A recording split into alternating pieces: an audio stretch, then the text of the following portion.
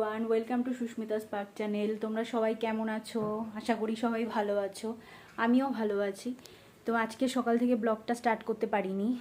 তো এখন দেখো স্নান করে এসেছি। স্নান করে এসে এখন ঠাকুর পুজোটা দিয়ে দেবো। আজকে আমার শাশুড়ি ঠাকুর পুজো করতে পারেনি, ওনার একটু তাড়া ছিল, দোকানে চলে গেছে। তো আমার শাশুড়ি গার্মেন্টসের দোকান আছে ওনার দিদির, মানে আমার মাসি শাশুড়ির। তো ওখানে গিয়ে ওখানে যায়, বসে দোকানে, দুই বোনে মিলে দোকান চালায়। তো ওখানে প্রতিদিন যায় দোকানে। তো যাই হোক, এখন আজকে ওনার একটু তাড়া ছিল, সামনে অক্ষয় তৃতীয়া আসছে। তো অক্ষয় তৃতীয়াতে তোমাদের সামনে ব্লগ আসতে চলেছে স্পেশাল। তো তোমরা আমার সাথে থাকো তার জন্য, দেখার জন্য। তো আজকে আমার স্নান হয়ে গেছে, এখন আমি ঠাকুর পুজোটা সেরে নেব।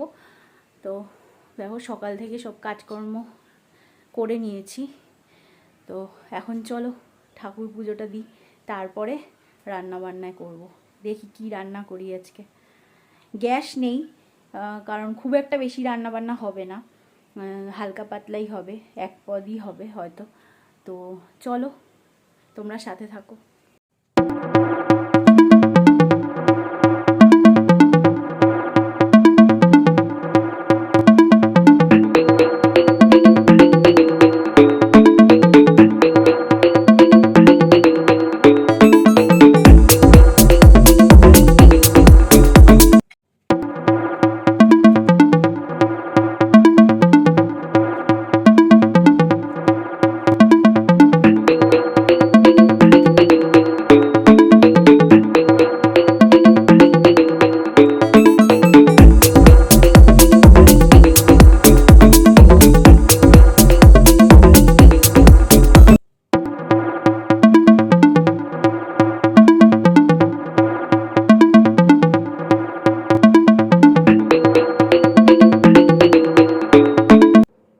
এখানে আমি একটা কথা বলতে চাই বন্ধুদের উদ্দেশ্যে। পুজো করার পর যে শাঁখ বাজানো হয়, শাঁখ বাজানোর পরে শাঁখে তোমরা জল দিয়ে রাখো? আমাকে একটু কমেন্ট করে জানিও তো। এটা যদি না দিয়ে রাখো, কিন্তু দিয়ে রেখো, কিন্তু এটা দিয়ে রাখতে হয়। তো দেখো আমি শাঁখ বাজানোর পরে শাঁখে জল দিয়ে রাখছি। এখানে বড় বড় অভিজ্ঞ ব্যক্তিরা, মানে আমিও জানতাম না, তার ইউটিউবে প্রোগ্রাম দেখেই আমি জানতে পেরেছি, তারা বলেছে, হয়তো তোমরা অনেকে জানো। গুড আফটারনুন বন্ধুরা, আজকে আবার তাড়াতাড়ি অফিস থেকে বাড়ি চলে এসেছি, তাই তোমাদের দিদিভাইকে নিয়ে একসাথে লাঞ্চে বসে পড়েছি। তো তোমরা হয়তো দেখেছো দিদিভাই কি রান্নাবান্না করেছে, আমি ঠিক জানি না, তবু আরেকবার দেখিয়ে দিচ্ছি। দেখিয়ে দাও। আজকের মেনু: ভাত, কালকে লাউ শাক হয়েছিল, সেই লাউ শাক, সয়াবিন আলুর তরকারি, আর ওই একটু পেঁয়াজি মতো ছিল, সেটাই একটু ভেজে নেওয়া হয়েছে। দিনে বেশি পদ খুব একটা না খাওয়াটাই উচিত, বা রিচ জাতীয় খাবার, তাই এমনি গরমে হালকা ফুলকা যতটা সিম্পলি খাওয়া যায় তাই।